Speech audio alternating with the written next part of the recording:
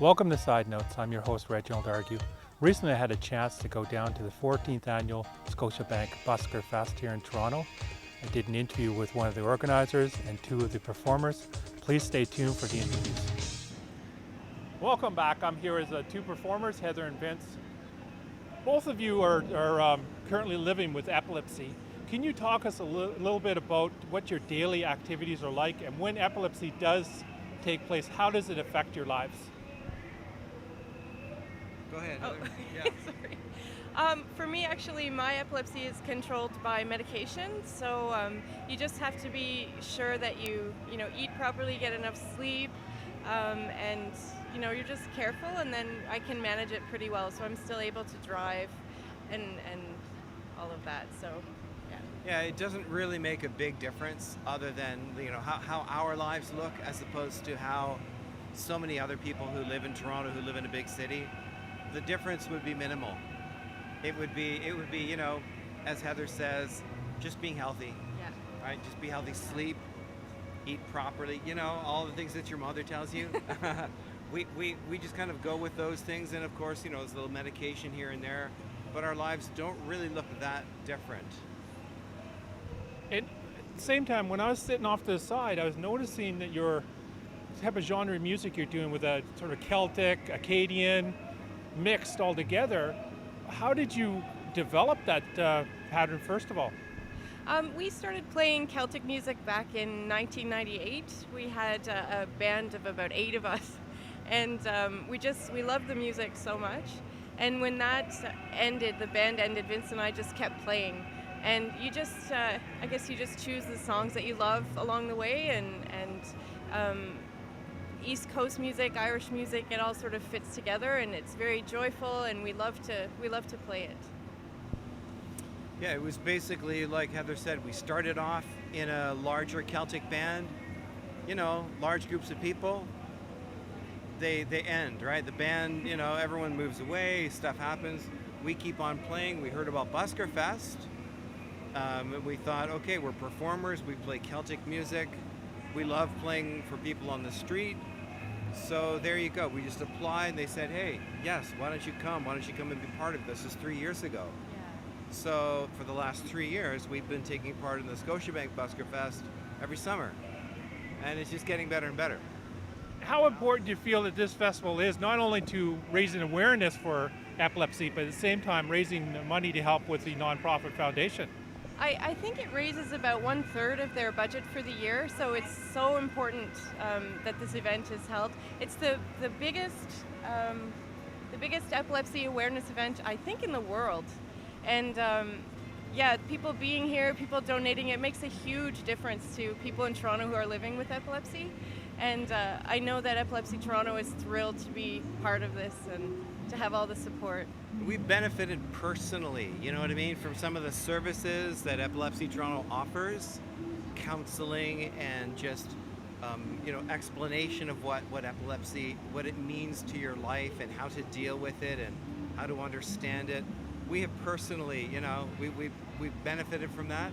So there's a personal stake we have in coming here as performers, to sing, to play accordion, Irish music, guitar. We have a personal stake, so it feels that much more close to home for us. And finally, what is your guys' website, just in case someone wants to go hear some of your music that we were actually got to share with us today? It's www.heatherchappell.ca. And do you have any last words to share there, Vince? I just feel that if events like this can be successful in bringing something as everyday as epilepsy out of the shadows, it's very, very successful, in my opinion, because people who live with epilepsy are no different than anyone else, and it's the lack of understanding that something like this can help, I believe, Well, thank you so much for both of your time. Thank you. Thanks Thank for you. having us. Thank you very much. Welcome back. We're here with the Communications Director for Epilepsy Toronto, Drew Woodley. Drew, can you tell us a little bit about epilepsy? What are the signs for it? Well, first off, welcome to Scotiabank Buskerfest in support of Epilepsy Toronto. There are actually a variety of types of seizure, and epilepsy simply means that someone has recurrent seizures that aren't caused by another disorder. And there are a variety of types of seizures, and they vary in difference from what are called tonic-clonic seizures, which are the kinds of seizures most people think of, where someone might fall to the ground and their muscles might start jerking. There are also kinds of seizures where people will speak somewhat incoherently. They may appear drunk and they just can't find their words.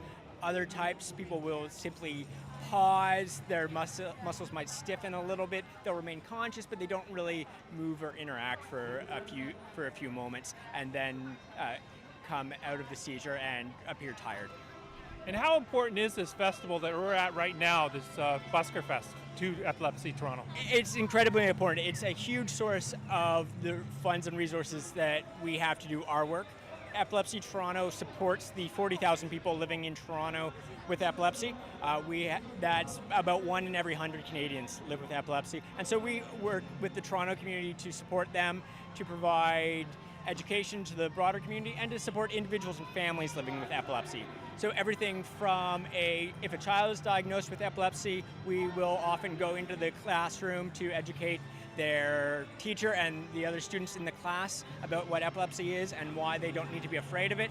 We'll work with employers to help place people living with epilepsy in jobs, or help provide accommodation so that they can continue doing their jobs.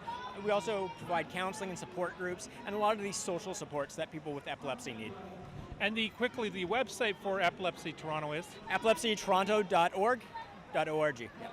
And on the website, do you have information there that if people are looking for a certain program that might be available through Epilepsy Toronto on there too? Absolutely. We have a wide variety of information about the programs we serve, and also just information about what epilepsy is, and a little bit more detail about what it is and what it isn't. And part of what we do is we work to eliminate a lot of the myths and stigmas associated with epilepsy and get the real facts about the disorder into the public's eye. And one question I'd like to ask people, is there someone out there that influenced you that may be suffering with epilepsy, that how they've been able to overcome it, gone back to a normal life if they can through medication or other means? Sure. A really wonderful example of one of our members who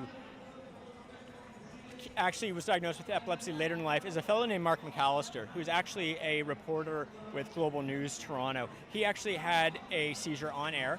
And that was really how he discovered he had epilepsy, that he became somewhat incoherent on air. It was live, and it went out, and he lost his words.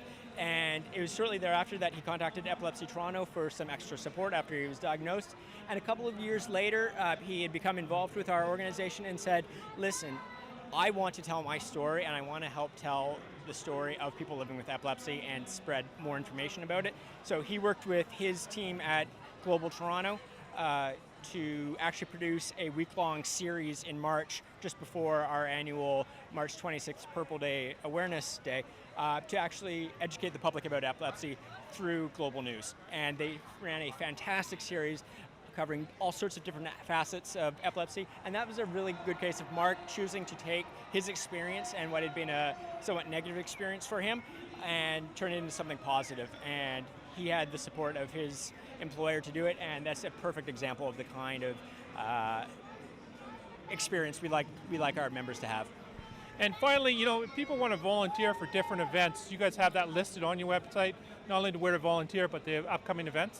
Absolutely. We have all sorts of volunteer opportunities. Scotiabank Buskerfest every summer in August is a huge one. We need hundreds of volunteers. We also have a gift wrap for epilepsy program in December.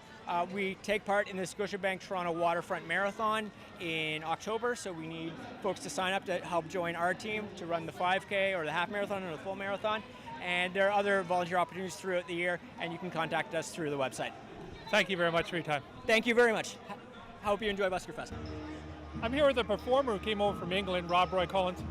Rob, you're 20 to 30 stories up just across from the square there. You're doing a Houdini right before the Buskerfest began. I wanted to talk a little bit about what it felt like, how hard it was to get up that high. Oh, it felt awful. It felt exciting but awful at the same time. It was really high. I put a lot of faith in my rigging team, Suspended Animation. They were incredible, and they once you know it's safe, then that's a weight off your mind. And we did. They were there from 6 a.m. We were there for like a solid 7 hours, getting everything right. We had a few last-minute changes, but once you know that that's one thing safe, then you can deal with the escape itself. But it still felt horrible. It felt really exhilarating, but at the same time it was like, oh my God, you know. But you don't get to do these things very often, you know. It's very rare that an opportunity like this presents itself. So I don't do it too often, but when something as big as this comes, you kind of have to say yes.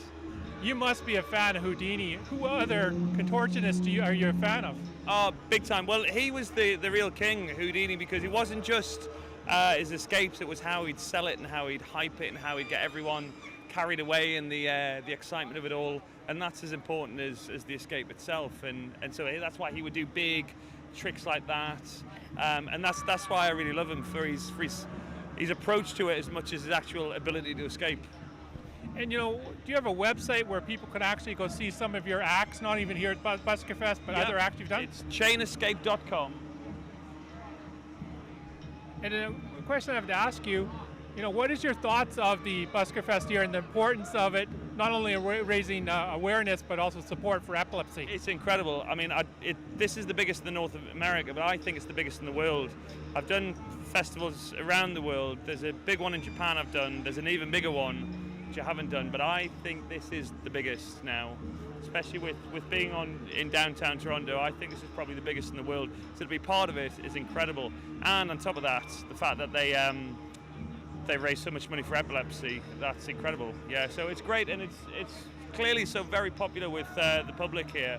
The crowds are amazing, so that answers any question you have about whether it's worth it or not. It totally is, yeah. And finally, what are the final words that you want to leave with people to help encourage up-and-coming contortionists? Oh, just try it, You're probably going to make mistakes and it's probably going to go wrong, but that's all right, as long as you're safe. You just have to try it, but it's like anything, just try it. What have you got to lose? Thank you so much for your time. No problem.